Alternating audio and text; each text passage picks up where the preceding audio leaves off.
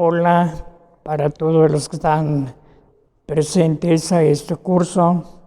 Demos gracias a Dios que una vez más tenemos oportunidad de que nos haga favor de compartirnos su vida divina y la oportunidad de compartir también su palabra. De manera que saludos a todos y aquí estamos listos para proseguir.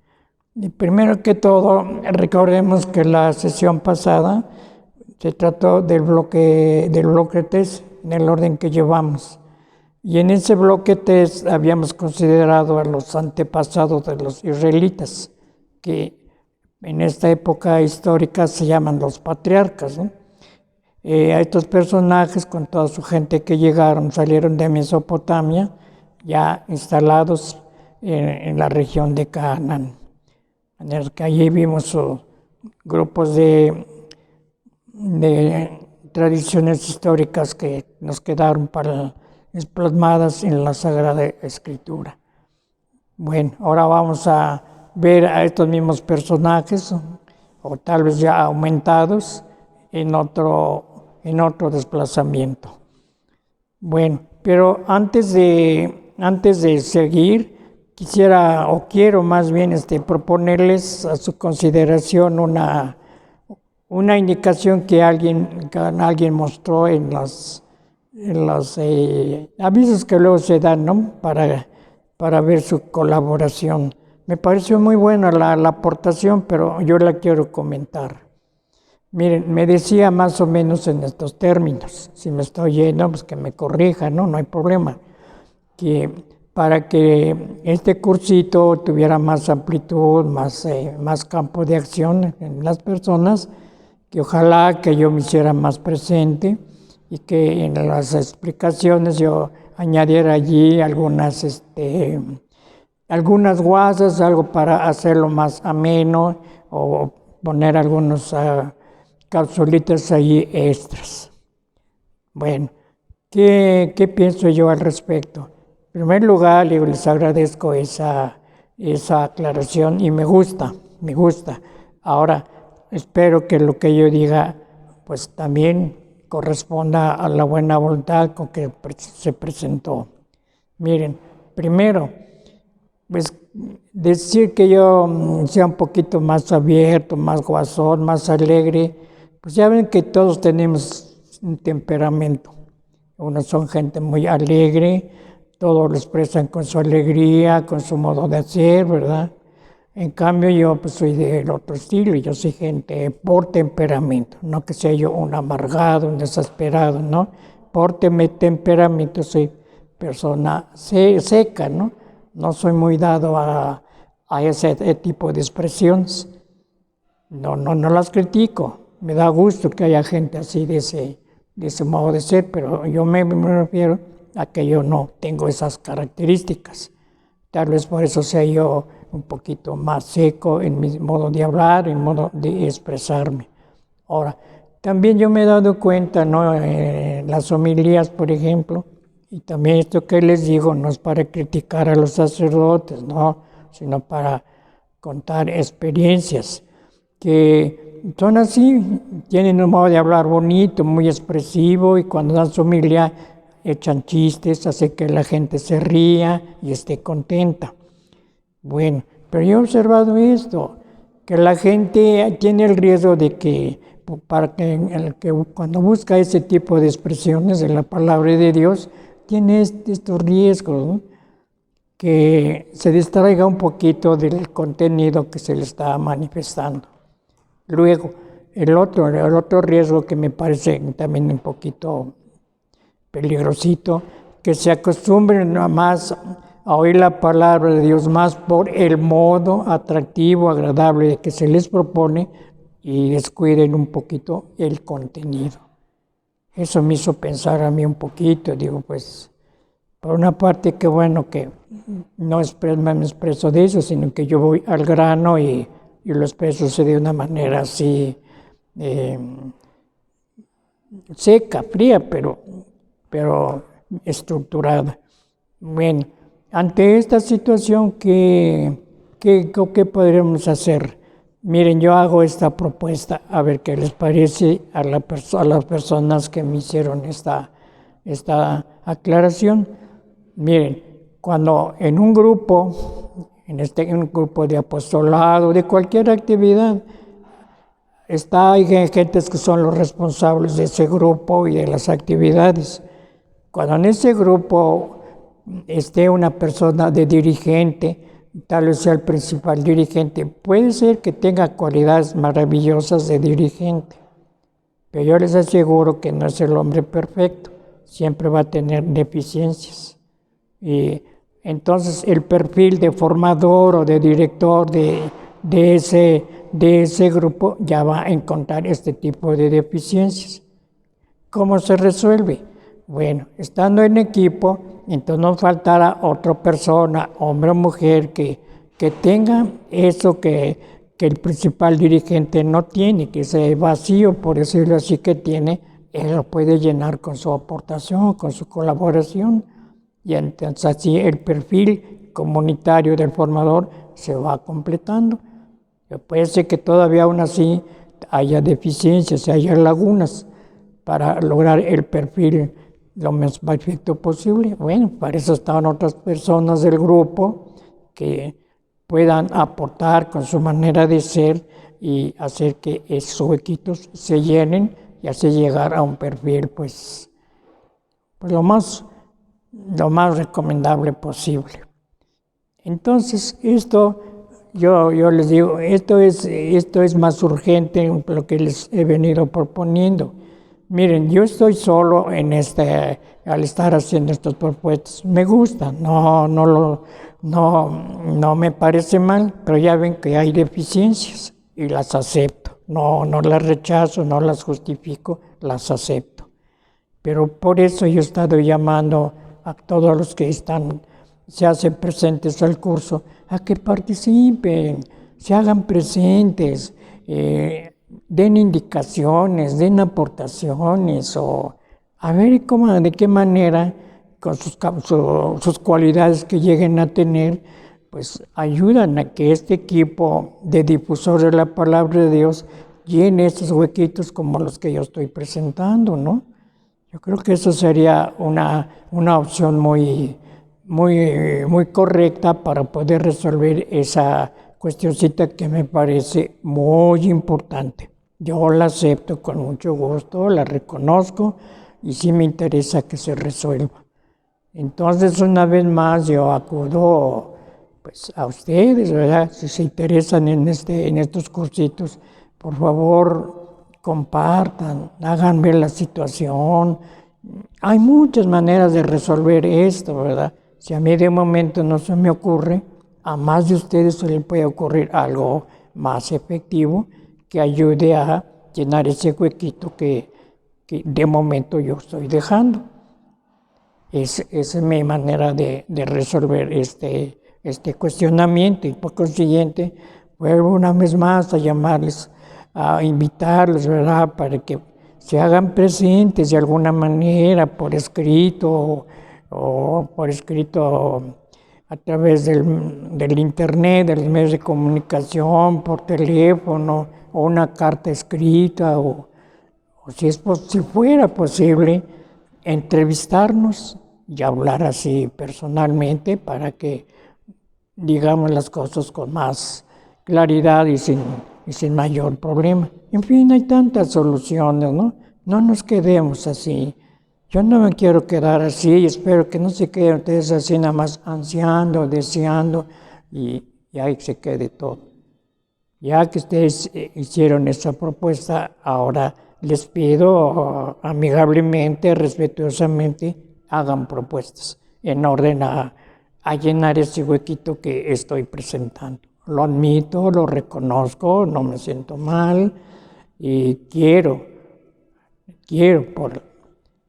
que pues, se resuelva de alguna manera, no por bien mío, sino por bien de las personas que están presentes en el curso.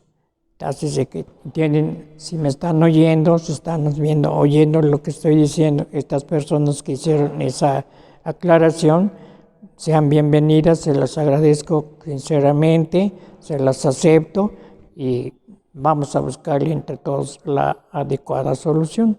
Así que yo estoy abierto con la mejor buena voluntad y también espero la apertura de parte de ustedes. Y ojalá que me ayuden pues a que la palabra de Dios que se está difundiendo a través de este medio sea más eficaz para el mayor número de gente. Ese es el propósito. De manera que si me están oyendo, qué bueno, ¿verdad? Para que se den cuenta que estén contentos de esa aportación inicial. Ahora vamos a buscarle la adecuada solución. De mi parte, cuenten conmigo absolutamente, con mejor buena voluntad. Yo espero también contar con la de ustedes. Bueno, así quedamos en claro, y si hay más cosas que decir, repito, díganlas. Yo no me voy a ofender ni voy a rechazarlos, no, todo lo que ayude a que la palabra de Dios se haga eficiente en la gente es bueno, venga de donde venga. Bueno, entonces así espero que de momento se le responda a la persona o personas que hicieron esta propuesta. Ahora ayuden pues a resolverla, haciendo propuestas, sugerencias, intervenciones, lo que ustedes quieran. Bienvenidos. Bueno, vamos pues a seguir nuestro tema. Ahora vamos a ver a nuestros personajes, los migrantes que salieron de Mesopotamia, que fueron los patriarcas durante el periodo de la presencia de ellos en Canaán.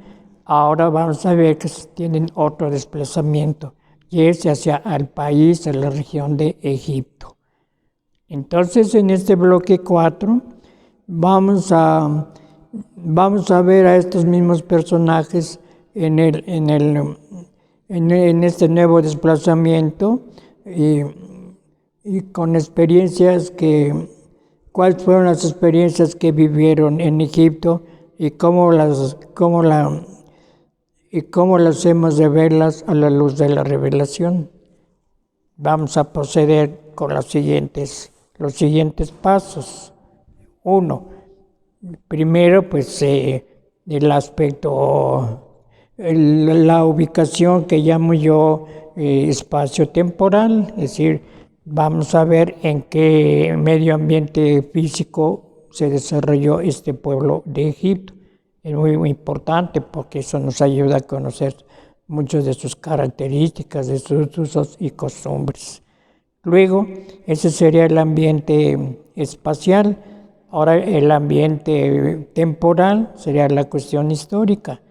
Les voy a proponer una historia de Egipto, pues yo diría no amplia, sino un poquito resumida, pero para que nos demos cuenta de las características de este pueblo, de su cultura y en qué lugar fueron a establecerse los antepasados de los israelitas. Y ahí veremos, pues, sabremos valorar la palabra de Dios que se les dio a través de los autores sagrados, para que así entendamos bien la situación de estos personajes en este periodo de su historia. Así de que, además, pues, de algunos aspectos que llamo yo de etnografía, así algunos de estos usos y costumbres, su religión, para que así tengamos un ambiente ya un poquito más claro y sepamos darnos cuenta con qué clase de gente estuvieron enfrentándose ellos y en nuestra lectura pues también nosotros, ¿verdad? Valoremos ese pueblo y valoremos lo que Dios hizo con su pueblo en ese lugar, en ese tiempo. Así que ahora el otro aspecto para el conocimiento del pueblo egipcio sería conocer un poquito su lengua. Hay apuntes, yo tengo algunos apuntes para conocer un poquito la gramática a través de los jeroglíficos. Si alguna persona se interesa, pues hágamelo saber y yo pondré de acuerdo para hacer llegar ese material para que pueda estudiar un poquito el lenguaje egipcio con sus jeroglíficos. Bueno, entonces ya vamos a empezar a hablar un poquito sobre Egipto, que es que en este bloque vamos a ver en donde se establecieron por buen tiempo los antepasados de los israelitas, y vamos a ver algunas características que desarrollaron ellos en este ambiente. Bueno, entonces empezamos pues con este bloque 3, tradiciones históricas en el medio ambiente de Egipto. Primero que todo, entonces, su ubicación geográfica. Aquí los apuntes que les digo, les mando, los voy a mandar para que ustedes se interesan por tener este material por escrito, lo puedan sacar con toda confianza, no hay ningún problema, y así se den cuenta mejor de lo que estamos hablando ahorita. Los mapas ayudan mucho. Les pongo unos 6 mapitas, nomás se los nombro porque pues no se pueden ver así de momento, solamente por escrito. Un primer mapa es los límites físicos internacionales actuales, para que nos demos dónde está ubicado este pueblo.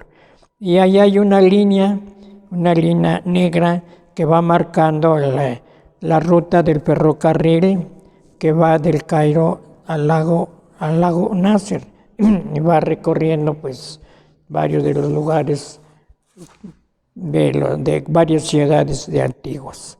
Un segundo mapa es un mapa físico, mapa físico para que vean ustedes allí las regiones altas, las regiones bajas, el río Nilo y algunas poblaciones, cómo se ubicaron. Un tercer mapa es el Egipto antiguo. Con frecuencia se oye hablar de Alto Egipto y Bajo Egipto. En este mapa sencillo se marca dónde queda esa parte de Egipto que se llega a conocer como Alto Egipto y la otra Bajo Egipto. Luego otro mapa para tener un poquito de conexión, el mapa que yo le llamo la ruta del éxodo fuga, que eso lo vamos a ver después, a partir de mismo Egipto hasta llegar a Canaán. Así que ahí se puede ver pues cómo estos dos territorios geográficos sirvieron para que se hiciera ese desarrollo. Ahí podrían verlo en el mapa. Y por último, el río Nilo, ya un poquito más desarrollado. Ahí podrán ver cómo muchas ciudades muy importantes del antiguo Egipto se desarrollaron ordinariamente en ambas riberas del río Nilo. Esto es muy interesante para conocer su historia, ¿no? Y por último, el último mapita, el sexto, ahí les pongo allí algunas ciudades antiguas a la orilla del Nilo. También son una repetición, si ustedes quieren, para que se ubiquen mejor. Eso es importante. Bueno, es así en lo geográfico, en el medio ambiente físico en que ellos se desarrollaron. Claro que habría que decir un poco más sobre eso, ¿no? El clima, la flora y la fauna, pero eso ya nos llevaría un poquito de más tiempo. Bueno, ahora pasaríamos entonces a una aclaración un poquito más acerca de la geografía en referencia a los mapas. La división territorial del país en Alto y Bajo Egipto data del periodo predinástico y hace referencia a la zona del valle en el sur y del delta en el norte, respectivamente. Este concepto de dualidad es una constante característica recurrente de la civilización egipcia. Alto y bajo se refieren a que el Nilo fluye desde las tierras altas de África Oriental, río arriba, hasta el mar Mediterráneo, río abajo. Alto Egipto. Se extendía desde la primera catarata del Nilo en la actual Asuán hasta Memphis, justo antes de abrirse los brazos del delta. El nombre egipcio de esta región era Ta-Shemau, que significa tierra del norte, literalmente tierra de la cebada o el junco. Y se asoció además con la flor del loto y el junco, sus plantas heráldicas. El rey del sur en el periodo predinástico llevaba la corona blanca, Nedjet, para mostrar su dominio sobre el Alto Egipto. La diosa protectora del faraón y símbolo de este territorio fue la diosa madre Nekhbet, aunque también se asoció al dios Set en los textos de las pirámides. Bajo Egipto, conocido como Ta-Mehu, o lo que es lo mismo, Tierra del Norte. El Bajo Egipto comprendía exclusivamente la región del delta. Su planta heráldica es el papiro, pero también estuvo representado por una abeja. Véase el título real del faraón o Nisud-Biti. La diosa patrona del Bajo Egipto es Wadjet, pero igualmente asociado a Horus en los textos de las pirámides, que se desarrolló a lo largo del cauce medio y bajo del Nilo entre el 5500 antes de nuestra era y el siglo VII de nuestra era. El territorio abarcado alcanzó desde el delta del Nilo en el norte hasta la cuarta catarata en el sur, durante la época de máxima expansión, en la que además dominó amplios territorios del desierto occidental y oriental hasta el Mar Rojo, así como la península del Sinaí, con un desarrollo histórico milenario y una civilización avanzada que alcanzó 3 épocas de esplendor: Reino Antiguo, Reino Medio, Reino Nuevo, que se extendieron por casi 3000 años. El pueblo egipcio legó innumerables aportes en las más disímiles áreas del conocimiento a la historia de la humanidad. Bien, pasamos ahora al aspecto de historia. Nombres del Antiguo Egipto. A lo largo de su historia, el Antiguo Egipto recibió diferentes nombres, tanto por sus habitantes como por las civilizaciones foráneas vecinas. El nombre más difundido en la antigüedad fue el de Kemet, que en la lengua egipcia significa tierra negra, en alusión al color del limo rico en minerales y otros nutrientes traídos por la inundación anual del río. Otros nombres de origen egipcio son Tawi, las dos tierras, en referencia al Alto y al Bajo Egipto; Baquet, ojo deslumbrante; y Tammer, la tierra amada. El denominativo Egipto proviene del nombre del templo del dios Ptah de Memphis, Ptah, convertido por los babilonios en Nekikupta y por los griegos en Aegyptos, el que sufrió modificaciones hasta asumir su forma actual en la mayoría de las lenguas modernas.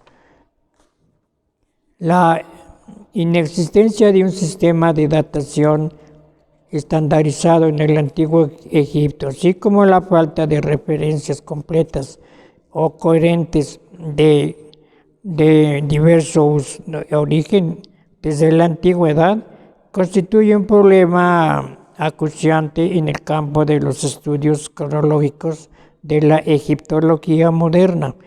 Por esta razón, algunas publicaciones académicas difieren en cuanto a la cronología de los distintos periodos históricos, adheridas a los criterios particulares de datación establecidas por diferentes escuelas y egiptólogos.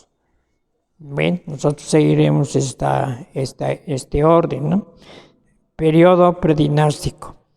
Las evidencias arqueológicas indican que la civilización quemética egipcio antigua comenzó alrededor del sexto milenio antes de nuestra era, durante el Neolítico, momento en el que se asentaron los primeros pobladores de las culturas de El Fallo, Taciense y Merinde, todas ellas basadas en la agricultura.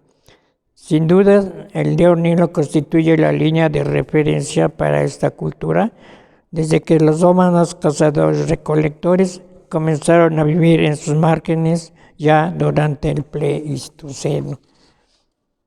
Periodo de que se han encontrado objetos y símbolos grabados en las rocas a lo largo del valle nilótico y los oasis.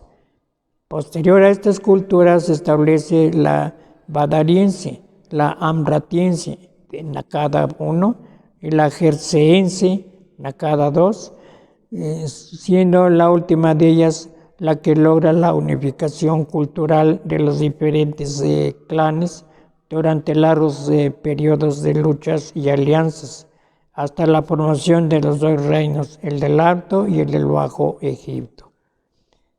Periodo protodinástico, también conocido como predinástico tardío, dinastía de Nakada III.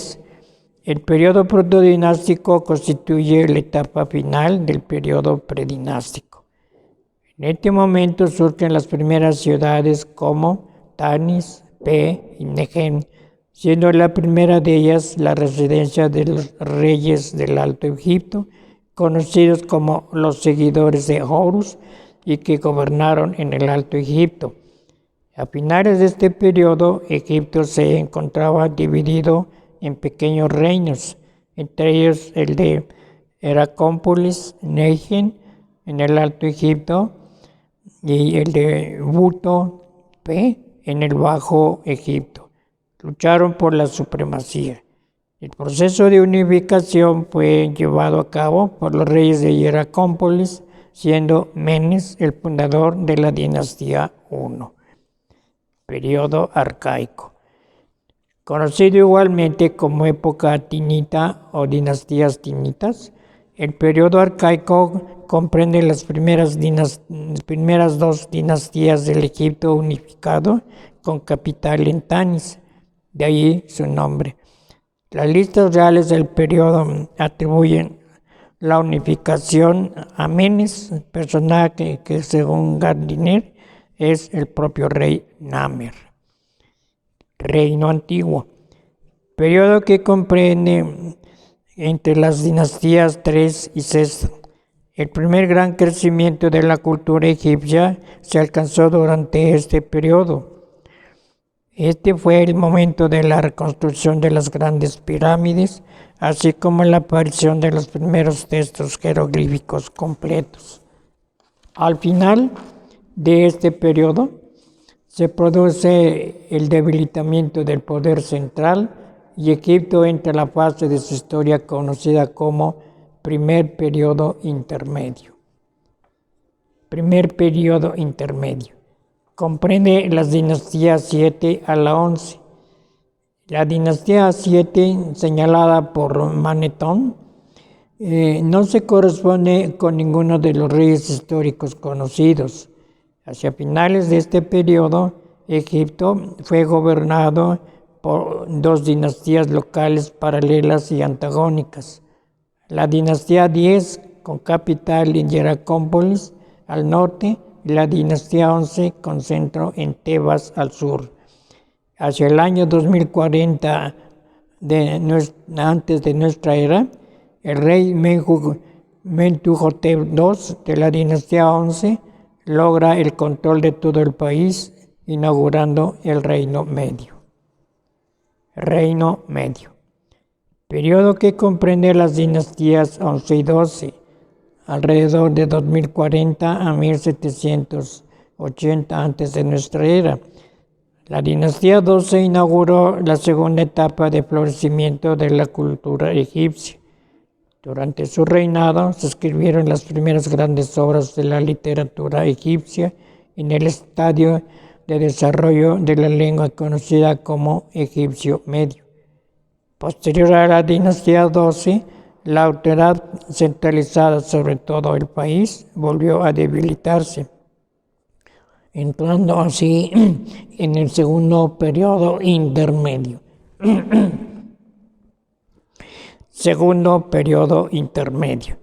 Comprende las dinastías 13 a la 17, alrededor de 1780-1550 antes de nuestra era. Durante esta etapa, una serie de gobernantes locales toma el control del delta. Dinastía 14. Hacia 1650 antes de nuestra era, los gobernantes de un asentamiento asiático en el delta lograron el control de la mayor parte del país. Los egipcios llamaron a estos reyes Ixos, lo que significa gobernantes extranjeros de la dinastía 15. Paralelamente, en el área tebana al sur del país, se sucedieron las dinastías nativas 16 y 17. Luego de una serie de luchas que duraron unas 2 décadas, el último rey de la dinastía 17 logró expulsar a los Hicsos y restablecer el gobierno. El éxito sobre los Hicsos inauguró la dinastía 18 y el periodo de la historia egipcia conocido como Imperio Nuevo. Imperio Nuevo. Este periodo comprende las dinastías 18 a la 20, alrededor de 1550-1070 antes de nuestra era, momento en que florece nuevamente la cultura del país del Nilo, con la expansión territorial, la influencia lograda por los faraones de la dinastía 18 en gran parte del Oriente Próximo y la inauguración de grandes proyectos arquitectónicos. Hacia finales de la dinastía 18 se produjo el reinado del faraón hereje Akenatón, quien intentó establecer el culto a un dios único, y de sus sucesores, incluyendo a Tutankamón, época en que tuvo grandes implicaciones sociales y que se conoce como el periodo de Amarna, alrededor de 1350 a 1323 antes de nuestra era. El último faraón de la dinastía 18, Horemheb, alrededor de 1323 a 1295 antes de nuestra era, se las ejerció para establecer las rencillas internas generadas en el experimento de Akenatón, y sus sucesores nuevamente reinaron en un ambiente estable como antaño. La mayoría de los reyes de las 2 dinastías siguientes llevaron el nombre de Ramsés, y sus reinados son conocidos como el periodo ramésida, dinastías 19 a 20, alrededor de 1295 a 1070 antes de nuestra era. El reinado de Ramsés II significó el punto culminante de este periodo, marcado por un tratado de paz con los hititas, la segunda gran potencia en el Oriente Próximo. Importantes avances filosóficos y teológicos, así como la construcción de los más grandes proyectos arquitectónicos desarrollados desde la época de las pirámides, 1300 años antes. Aunque la mayoría de estos reyes llevaron el mismo nombre, los sucesores de Ramsés II tuvieron que esforzarse para llegar a la altura de su legado. Tras la muerte del último ramésida, Ramsés XI, Egipto cae nuevamente en la descentralización. Tercer periodo intermedio. Periodo de 400 años siguientes al final del reinado ramésida, en el que el país se disputó entre las dinastías nativas, la 21 a la 24, y reyes originarios de Libia, la 22 y 23, y Nubia, la 25. No es hasta el año 650 antes de nuestra era que Egipto logra prosperar nuevamente en una época de estabilidad unificado por una única dinastía de reyes nativos. Los gobernantes de esta dinastía, la 26, gobernaron desde Sais, ciudad norteña, y sus reinados se conocen como periodo saíta, marcado por una reemergencia de las artes, tomando como base las formas clásicas de los reinos antiguo y medio. El periodo saíta terminó brutalmente con la conquista de Egipto por un ejército persa en 525 antes de nuestra era. Por vez primera en su historia dinástica, Egipto es gobernado no como un país independiente, sino como una provincia de un imperio extranjero. Periodo tardío. Periodo de 200 años que comprende las dinastías de la 27 a la 30, en el que Egipto se tambaleó entre el gobierno persa, dinastía 27, y los cortos periodos en los que los faraones nativos lograron nuevamente el control, dinastías de la 28 a la 30. En el año 346 antes de nuestra era, los persas conquistaron Egipto por última vez, finalizando el reinado de Nectanebo II, el último egipcio nativo en gobernar su país hasta la evolución de 1952. Periodo helenístico. Cuando Alejandro Magno destruye el imperio persa en 332, gana el control de Egipto. Luego de su muerte en 323, el reinado de Egipto pasa a uno de sus generales llamado Ptolomeo, aunque de origen macedonio. Ptolomeo y sus descendientes gobernaron Egipto como faraones. El país prosperó durante los 300 años de reinado ptolemaico, 323 hasta el 30 antes de nuestra era, con un potente gobierno centralizado y un programa de reconstrucción y renovación de antiguos monumentos. El reinado ptolemaico termina en el año 30 antes de nuestra era, cuando la coalición entre Marco Antonio y Cleopatra VII es derrocado por Octavio, el posteriormente nombrado César Augusto. Egipto se convierte en una provincia del Imperio Romano. Aunque las antiguas costumbres continuaron bajo el gobierno romano, que duró los siguientes 400 años, Egipto fue perdiendo gradualmente su antigua identidad, primero con la conversión al cristianismo, luego al Islam en 641. La conquista romana en el año 30 antes de nuestra era es generalmente considerada como el punto final de la civilización del antiguo Egipto.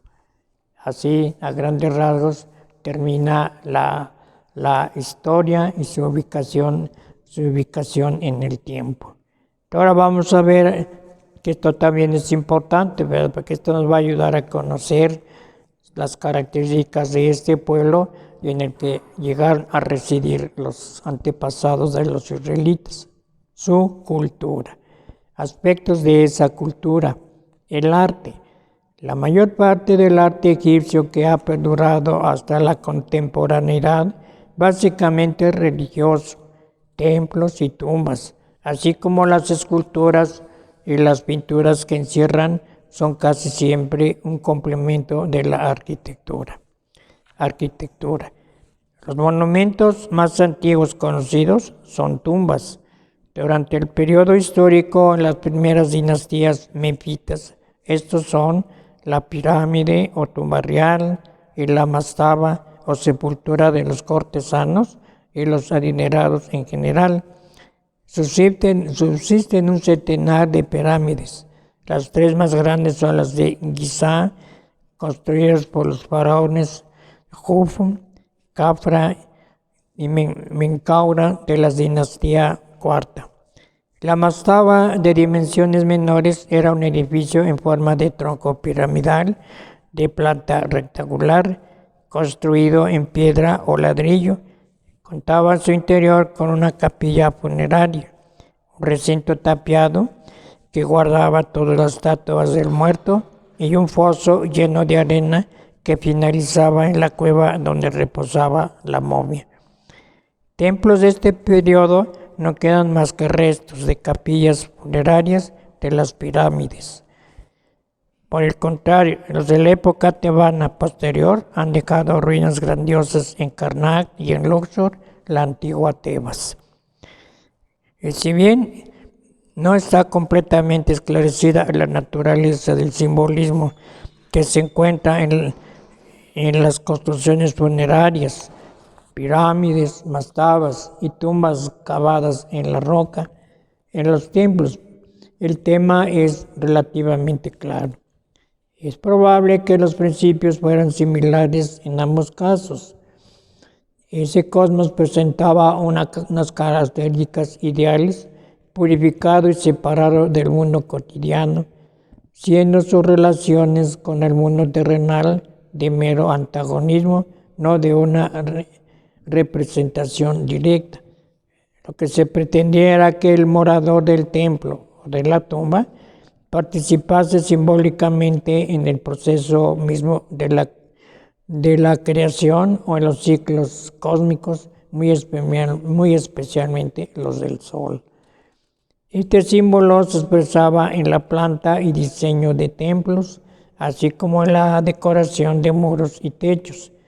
Donde más fácilmente puede observarse todo esto es en los tiempos del periodo helenístico, que probablemente diferían muy poco de su significado de sus predecesores del Imperio Nuevo. Escultura.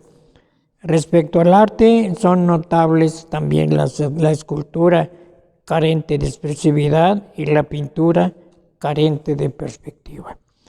Al igual que en la arquitectura, en la estatuaria egipcia se observa la misma unidad de estilo y de técnica.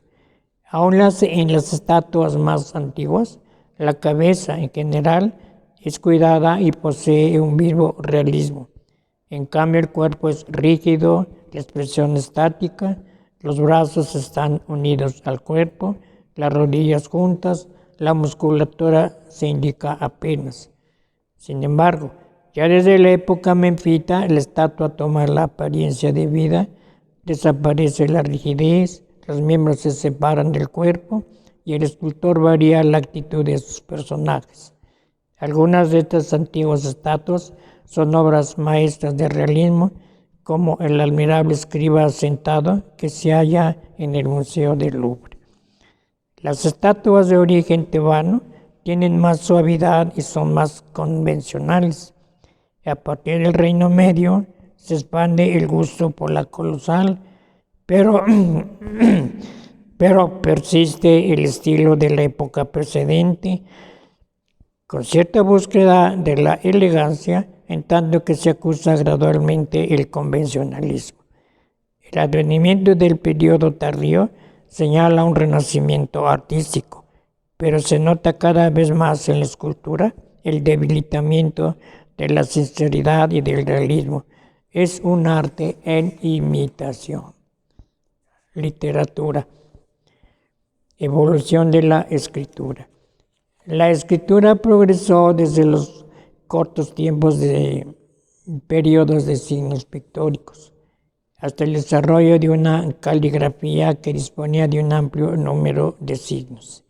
Los egipcios descubrieron una superficie para escribir muy superior a las tabletas de arcilla de Mesopotamia, el papiro. La médula de la planta del papiro fue cortada en tiras de la misma longitud, colocándolas una vez planas, unas juntas hasta otras hasta conseguir unas tersas láminas en las que los escribas escribían con tinta. Papiro es el inicio de la palabra inglesa paper, la escritura jeroglífica. Los egipcios tuvieron una religión enoteísta y naturalista que desempeñó un papel muy importante en la escritura, la vida política, social, económica y artística del pueblo. En el periodo predinástico, los egipcios crearon una escritura simbólica en la que utilizaban figuras convencionales llamadas signos pictográficos, de los que servían para representar ideas o palabras. Estas escrituras se desarrollaron en 600 años antes de Cristo y recibió el nombre de escritura jeroglífica, tallada sagrada, ya que fundamentalmente se empleaban en los ritos sagrados. La forma inicial de esta escritura se modificó para facilitar su utilización en escritos de carácter administrativo y comercial, dando con ello lugar a otros dos tipos de escritura más simplificada: la hierática, que al no ser sino una reducción de la jeroglífica, resultaba aún demasiado complicada para ser utilizada por la gente común, y la demótica, que sustituyó a la anterior a partir del siglo XVIII a.C. Fue la que utilizaron los escribas para realizar más rápidas sus tareas de registrar las múltiples actividades del imperio. Al iniciarse el imperio antiguo, fue ideado un sistema que contaba solamente con 24 signos silábicos. Esto representó un adelanto sorprendente, cuyo siguiente paso, la separación total de los caracteres silábicos en signos vocálicos y consonánticos independientes, estaría reservado a la inventiva fenicia 500 años más tarde. Durante siglos, la escritura jeroglífica permaneció sin descifrar.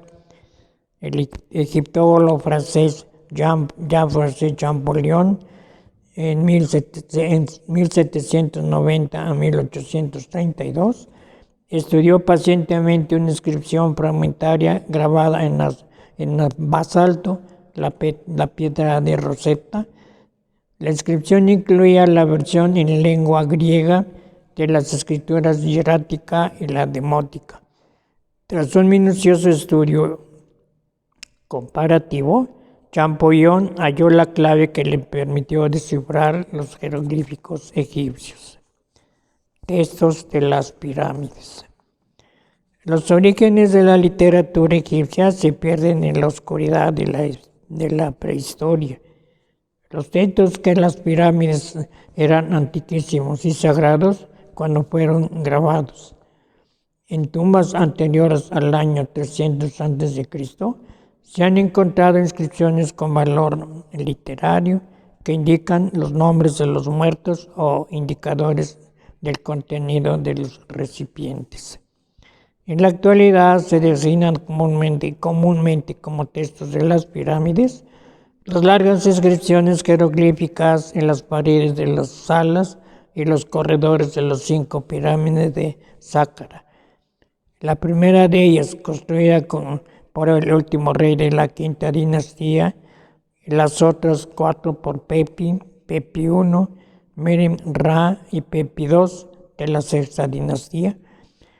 Entre los reyes de las dinastías precedentes sobresalen Menes, fundador de la primera dinastía, Udimo, primer Nisut-Biti, o sea, aquel que pertenece al junco, símbolo del sur, ya la abeja, símbolo del delta, por lo tanto, señor de los 2 países.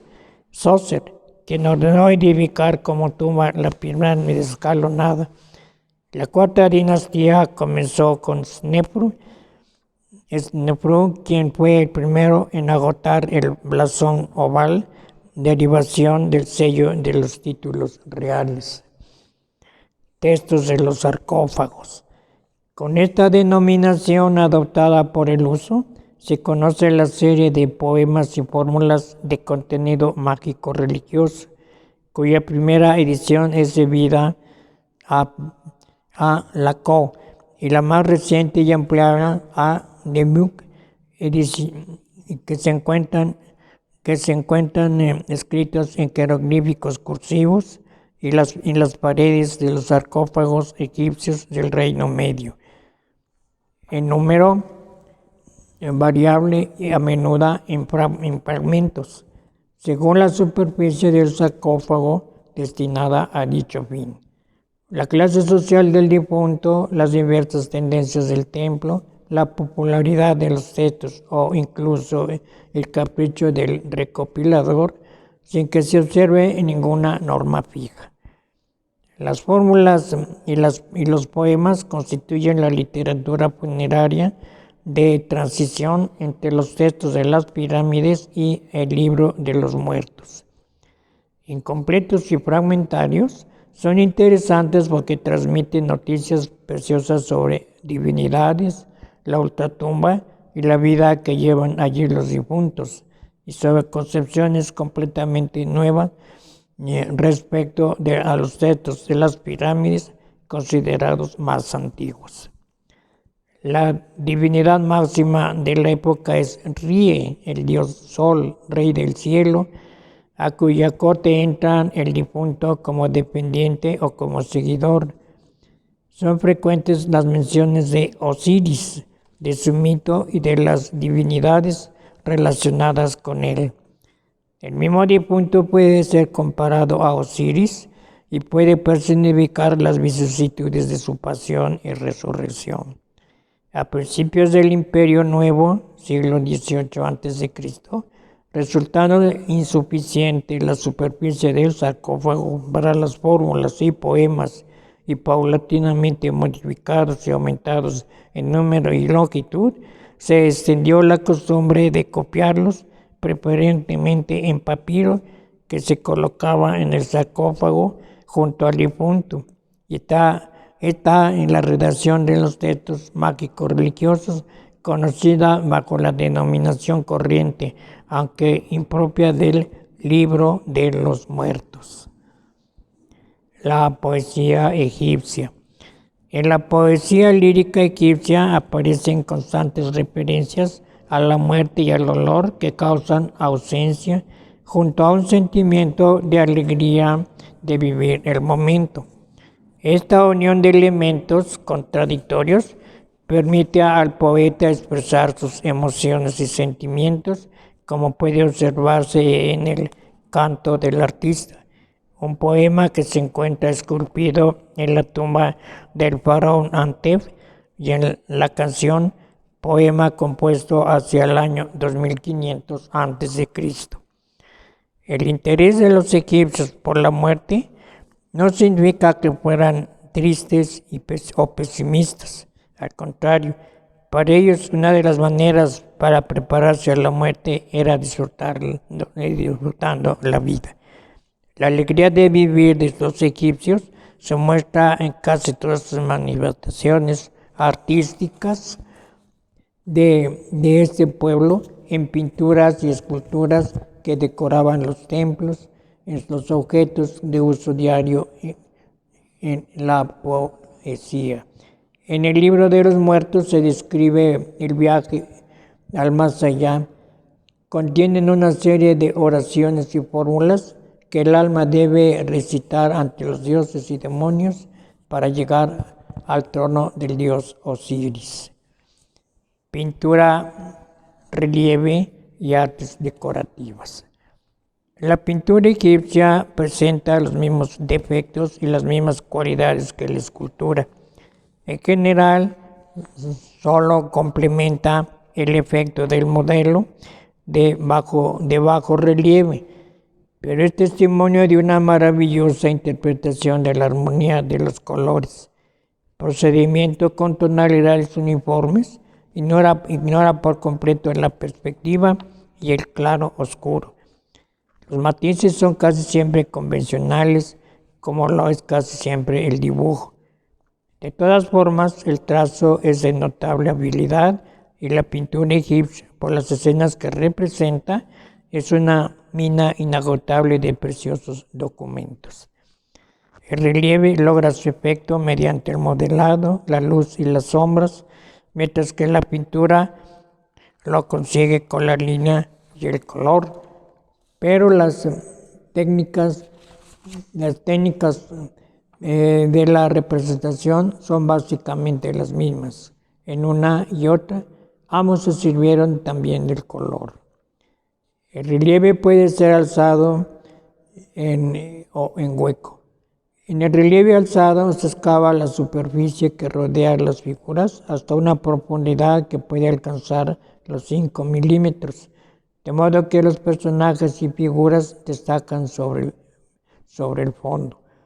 En el relieve en hueco, hundido o inciso, los perfiles de las figuras se graban en la superficie que permanece quedando las figuras modeladas dentro de la misma.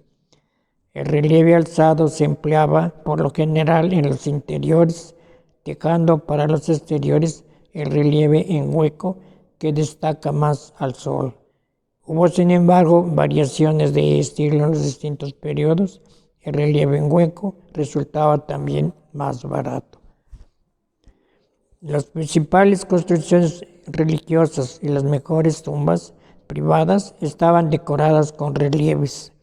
La pintura se empleó en las tumbas privadas cuando la roca de baja calidad hacía imposible el relieve, o bien para economizar, o cuando la obra no era permanente y la superficie que había que cubrirse no era la adecuada para la labor de relieve, como en las casas privadas y en los palacios reales construidos con adobes.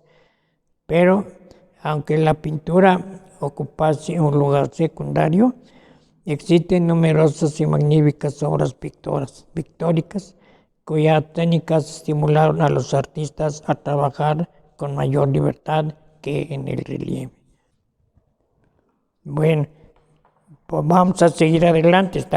Yo espero que estas informaciones sí son un poquito pesadas, pero valórenlas y verán cómo esto que oímos, que después se puede comprobar con literatura ya escrita, fotografías, nos hace entender bien el modo de pensar, de sentir del pueblo egipcio. Y esto es lo importante de todas esas pinturas, esculturas que se fueron realizando, porque son realmente lecciones que nos dan para conocer todas sus características. En ese sentido son muy valiosos, es muy importante conocer esta información porque nos da una idea a grandes rasgos del modo de sentir, del modo de pensar de los egipcios y darnos cuenta que precisamente los antepasados de los israelitas llegaron a vivir en este ambiente. Fue un ambiente de mucha cultura, de mucha tradición, y donde llegaron a vivir.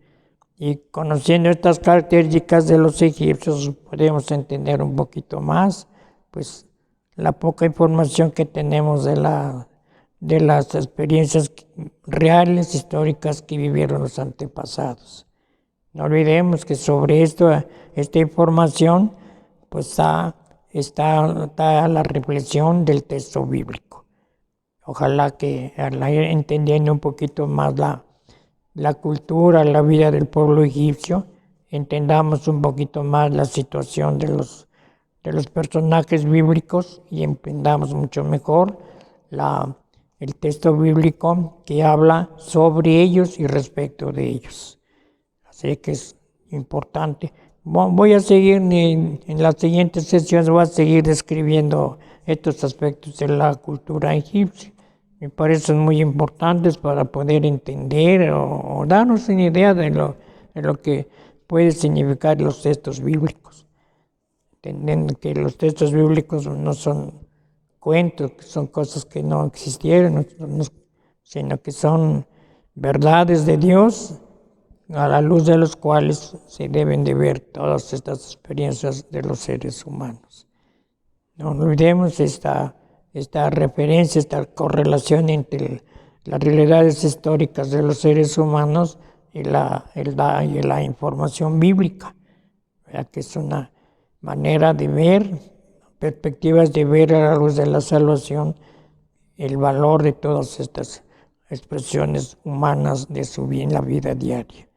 Ojalá que pues no les aburra tanto y en todo caso pues vuelvo a lo mismo, hagan ustedes alguna aclaración o que no sea tanto la información en cada sesión, en fin, cualquier aportación que puedan decir y que vaya a servir de práctica y de mejor comprensión y tomarle más gusto a esta información que es valiosísima. Espero pues que queden satisfechos y repito, tienen todo el derecho a expresar su modo de pensar. Yo con mucho gusto aceptaré todo tipo de aportaciones. Gracias pues y con el favor de Dios nos estaremos viendo en la próxima sesión, siguiendo esta información valiosa sobre el pueblo egipcio.